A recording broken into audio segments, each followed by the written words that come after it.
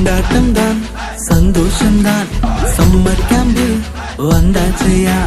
கொண்டாட்டம்தான் சந்தோஷம்தான் summer camp வந்தாச்சையா. நன்றி சொல்லு சேர்ந்து சொல்லு இயேசுவுக்கு நன்றி சொல்லு. நன்றி சொல்லு சேர்ந்து சொல்லு இயேசுவுக்கு நன்றி சொல்லு.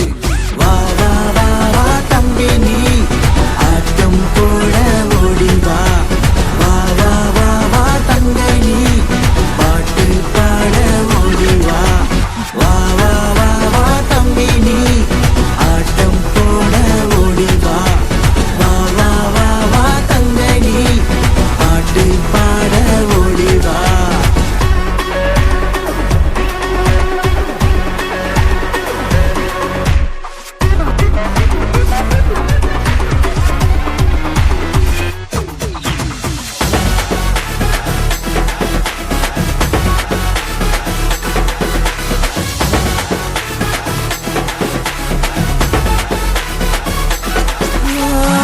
புதிய பாட்டு அக்கா சொல்லி தந்தா உள்ளமெல்லாம் சந்தோஷம்தான். தாவீதை போல நடனமாடி பாட கற்றுக்கொள்வேனே ஓடிடுவேனே. சந்தோஷம்தான் கொண்டாட்டம்தான் கம்புனாலே குதூகலம்தான். சந்தோஷம்தான் கொண்டாட்டம்தான் கம்புனாலே குதூகலம்தான். வா வா வா வா தம்பி நீ ஆட்டம் போட ஓடி வா. வா வா வா வா தங்கை நீ பாட்டு பாட ஓடி வா. வா வா வா வா தம்பி நீ ஆட்டம் போட ஓடி வா. வா வா வா வா தங்கை நீ பாட்டு பாட ஓடி வா.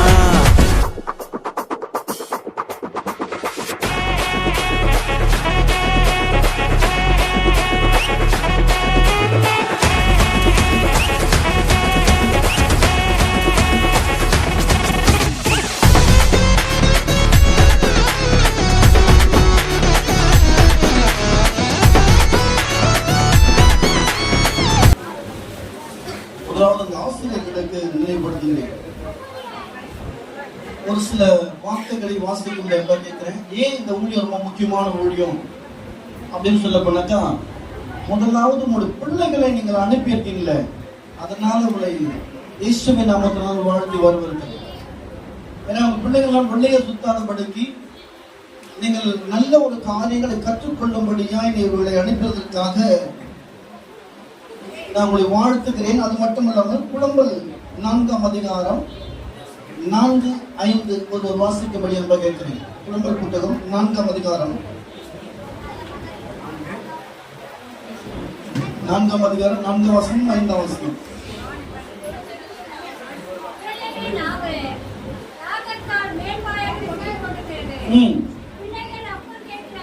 பிள்ளைகள் அப்பம் கேட்கிறார்கள், அவர்களுக்கு கொடுப்பார் இல்லை.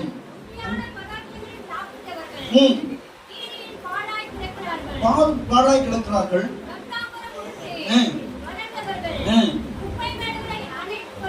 குப்பை மேடுகளை இவர் அணைத்து விடுகிறார்கள். ஆனால் இவர்களோ இயேசுவை அணைத்தபடியினாலே இவர்கள் குப்பை மேடுகளுக்கு போகாதபடிக்கு இவருடைய கோபுரத்திலே தேவனுடைய சமூகத்திலே வாழ்ந்திருக்கும்படி கர்த்தர் செய்ய போகிறார். முதலாவது இந்த பிள்ளைகளை இவ்விதமாய் நீங்கள் போதிக்கும்படியாய் நீ அனுப்பியிருக்கிறதான கிருபைகளுக்காக நான் நன்றி செலுத்துகிறேன். அதே புலம்பல் புத்தகம் 2ஆம் அதிகாரம் 18ஆம் வசனம் 19ஆம் வசனம் அப்படி சொல்லுகிறது, இவர்களை பாதுகாப்பதற்கு, இவர்களை அணைவதற்கு, அவர்களை அரவணைப்பதற்கு ஆட்கள் இல்லையா? இந்த சிறு பிள்ளைகள் ஊழியம் ரொம்ப கனமான ஊழியம். நான் ஒரு வார்த்தை கேட்கிறேன், ஒரு 40 வயசுல ஒரு ஆள் ரட்சிக்கப்படுவானாக்கா ரொம்ப கஷ்டம். நீ நாயா சொல்றது நானாயா கேட்குது, நீ சொல்லி நான் கேட்கணுமான்னு இல்ல. ஒரு 35 வயசுனா இதான் சார் அனுபவிக்கிற வயசு, இந்த வயசுல போய் ஏசு நீ போய் பேசி ஆகணும். ஆனா அதே அது கையை தூக்க மாட்டேன். ஆனா ஒரு நாள் என்ன பண்ணுவான், ஹாஸ்பிட்டல்ல 2 கையும் தூக்கிட்டு இருப்பான். அப்பதான் நம்மளுக்கு போதவரை போடுவாங்க, ஐயா அந்த ஜெபம் பண்ணுங்க ஐயா, அன்னைக்கு நாங்க கூப்பிட்டோமே, அன்னைக்கு நீ வரலையே, கை தட்ட வரலையே, ஆண்டவர் உயர்த்த வரலையே, இப்ப 2 கையும் மேல தூக்கி நிக்கிறியே. ஆனா இந்த வேளையிலே அவர்கள் இருதயம் ஆண்டவரை நோக்கி கூப்பிடுகிறது. சீயோன் குமாரத்தின் மதில் இரவும் பகலும் நதியளவு கண்ணீர் விடு, ஓய்ந்திராதே உன் கண்ணீர் கருப்பொழிகள் சும்மா இருக்க விட்டாங்க. இந்த பிள்ளைகளுக்கு என்ன பண்ண, அவருடைய ஆசிரியர்கள் ஒவ்வொரு நாளும் அந்த பெயர்களை சொல்லி சொல்லி சொல்லி ஜெபிக்கிறவளா வரணும். நான் உனக்கு செய்தேன், நான் சனிக்கிழமை உனக்கு செய்தேன், ரொம்ப சிறப்பா செய்தேன் அப்படி என்று சொல்லுகிறத விட ஒவ்வொரு ஆசிரியரும் தனக்கு கொடுத்திருக்கிற பிள்ளைகளை அவர்கள் பெயர்களை எழுதி அதை வைத்துக் கொண்டு ஜெபிக்கிறவளா இருந்தாங்க. இதுல முக்கியமான யாருனாக்க இந்த வாணிப பிள்ளைகள். இந்த வாணிப பிள்ளைகள் இந்த சிருஷ்டிகரை நினைக்கிறதா இருக்கணும். உங்களுக்கு என்ன தலைப்பு கொடுத்தாங்க? உங்களுக்கு என்ன தலைப்பு கொடுத்தாங்க? நீங்க ரிசல்ட் வந்துச்சா? 10th எழுதிக்கிறது யாரு? 10th எழுதிக்கிறது யாரு? இல்லையா? +2 உதயவராவதுனா வெற்றி நீங்க எப்படி உணர்றீங்க? முதலாவது அவர் நமக்கு நண்பரா இருக்கிறார். சொல்லுங்க, அவர் எனக்கு நண்பர். ஆண்டவருக்கு என்னவது? நம்மை நேசிக்கிறவர். முதலாவது அவரு நம்மை நேசிக்கிறவர். தேவன் தம்முடைய ஒரே புராண குமாரனை தனக்கு ஈவாய் கொடுத்து நம்மை நேசித்தார். அது மட்டும் இல்ல, யாரும் கண்டு கொள்ளாத ஒருவர், யாருமே சட்டம் பண்ணிக்கல, ஓரமெல்லாம் ஓரமா, ஆனா யாருமே கண்டு கொள்ளல. யாரும் கண்டு கொள்ளாத ஒரு மனுஷரை தேவநாயகத்தில் கண்டு கொள்கிறவராய் காணப்படுகிறார். அவர் 5 காரியங்களை மாத்திரம் சொல்லி இன்னும் ஒரு 5 நிமிஷத்துல நான் உங்களுக்கு இந்த ப்ரோக்ராமை நானும் பார்த்து ஆசைப்படுறேன். நீங்க எப்படி டான்ஸ் ஆடுறீங்க? ஏன்னாக்கா இந்த போதகர் எதை செய்தாலும் நம்ம சிறப்பாக செய்வார். திருத்தா இருந்தாலும் கீர்த்தி பெருசா இருக்கும். அல்லேலூயா. ஒரு 4 காரியங்கள் மட்டும் சொல்லுங்க. ஆண்டவர் என்னை நேசிக்கிறார், ஆண்டவர் எனக்கு உதவி செய்கிறார், ஆண்டவர் என்னை தைரியப்படுத்துகிறார், ஆண்டவர் என்னை வாழ வைக்கிறார், ஆண்டவர் என்னை மன்னிக்கிறார், ஆண்டவர் தியாகம் செய்கிறார், என்னையும் பயன்படுத்துவார். அல்லேலூயா. முதல்ல என்ன சொன்ன? ஆண்டவர் அவர் உங்களை நேசிக்கிறதா தான் நீங்க வந்திருக்கீங்க. அல்லேலூயா. அல்லேலூயா. யோவான் சுவிசேஷம் 5ஆம் அதிகாரம் 2ஆம் வசனத்திலிருந்து 9ஆம் வசனம் வரைக்கும் வாசிங்க.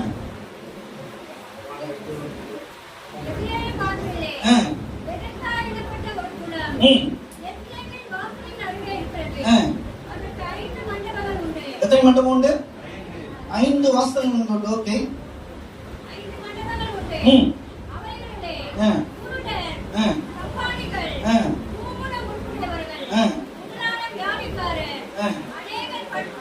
எத்தனை பேர் படுத்திருந்தாங்களா? அநேகம்னா கணக்கே இல்லை. இந்த 5 வருஷங்கள் அந்த மண்டபத்துல படுத்த கணக்கே இல்லை. ஆனா எல்லாரும் சுகமாயி போயிட்டாங்க. ஆனா ஒருத்த மட்டும் கேட்பாரு கிடக்கிறான். இன்னைக்கு நம்முடைய வாழ்க்கையில எத்தனையோ விதமான சூழ்நிலைகள் வரும் பொழுது என்னை யாரும் கேட்கல, என்னை யாரும் சாப்பிடுறியான்னு கேட்கல, எப்படி இருக்குன்னு கேட்கல, நான் என்ன பண்றேன்னு கேட்கல, நான் விழுந்து கிடக்கிறேன், சோர்ந்து கிடக்கிறேன், என்னை யாரும் தேற்றுவார் இல்லைன்னு சொல்லி அலைந்து உங்களை பார்த்து அதாவது ஒரு என்ன பண்ணுவாங்கன்னாக்கா, ஒரு மனுஷன் தனியா இருக்கிறது அவ்வளோ கஷ்டம். ஒரு தண்டனையை நான்னாக்கா ரயில்வேல போகும்பொழுது ஒரு போலீஸ்கார் ஒருத்தரை பிடிச்சிட்டாருனாக்கா ஒன்றும் பண்ண மாட்டாரு, ஃபைனும் போட மாட்டாரு, காசு கூட வாங்க மாட்டாரு, உட்காருன்னு. காலையில ஒரு 9 மணி 10 மணிக்கு ஒரு ஆளை பிடிச்சிட்டாருன்னு வச்சுங்களேன், சாயங்காலம் 5 மணி வரைக்கும் அவர் உட்கார வச்சுருவார். அவர் உட்கார வச்சுட்டு என்ன பண்ணுவாரு, சாயங்காலம் போயிட்டு ஃபைன் கட்டிட்டு போடுவார். இதை நான் ஃபர்ஸ்டே கொடுக்குறேன் வனே ஆகணும். அப்போ தண்டனை ஒரு மனுஷன் தனியா ஒரு மனுஷன் என்னன்னா யாரும் பேசாத, யாரிடத்தும் ஒருவாடுங்கிறது எனக்கு ரொம்ப கஷ்டம். இவன் மாத்திரம் அந்த இடத்துல இருக்கிறான். ஆனா இவரை நான் நேசிக்கிற ஆண்டவராக இயேசு கிறிஸ்துவை நேசிக்க ஆரம்பிச்சார். அவர் தேடி வந்து சுகம் கொடுக்கிறவராய் காணப்படுகிறார். அல்லேலூயா. 2வது உதவி செய்கிறவர். எனக்கு உதவியே செய்யலன்னு யாரும் சொல்ல முடியாது. அல்லேலூயா. எனக்கு உதவி செய்யல யாரும் சொல்ல முடியுமா?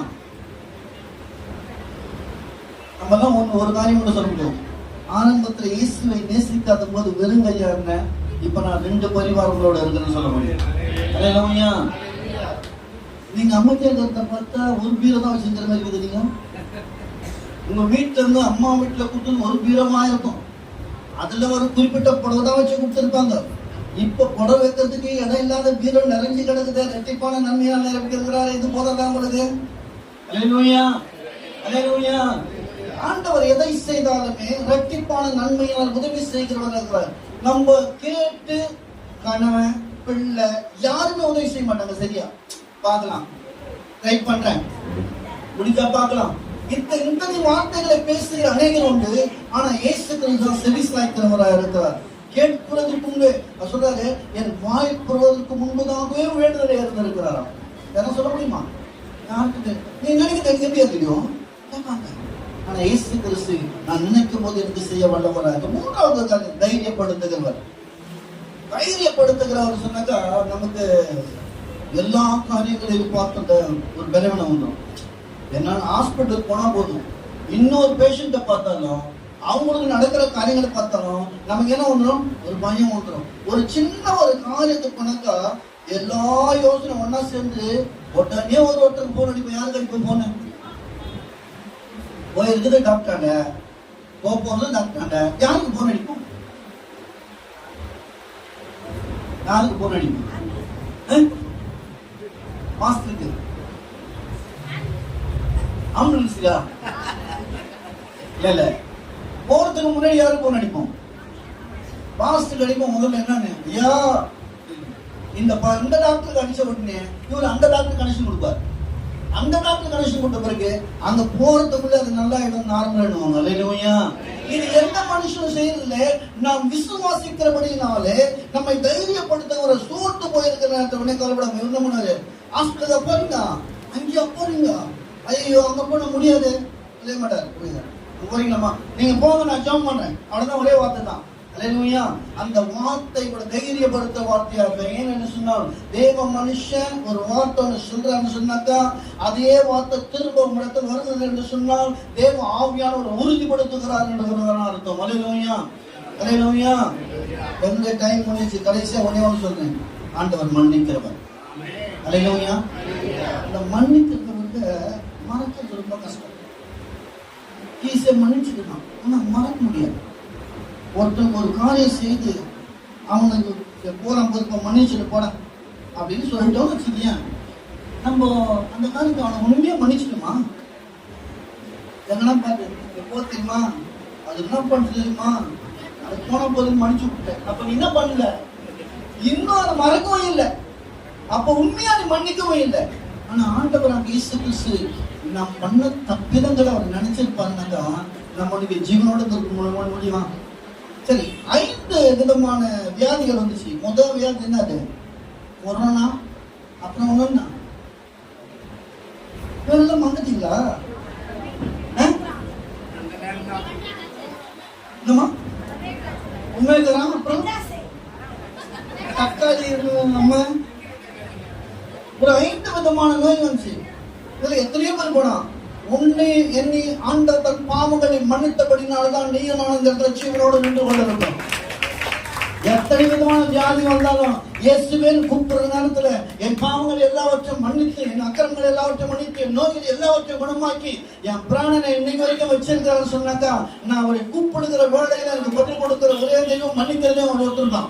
அல்லேலூயா, அல்லேலூயா. சொல்லுங்க, என்னை நேசிக்கிறவர், எனக்கு உதவி செய்கிறவர், என்னை தைரியப்படுத்துகிறவர், என்னை வாழ வைக்கிறவர், இந்த பாவங்கள் எல்லாவற்றையும் மன்னிக்கிறவர்.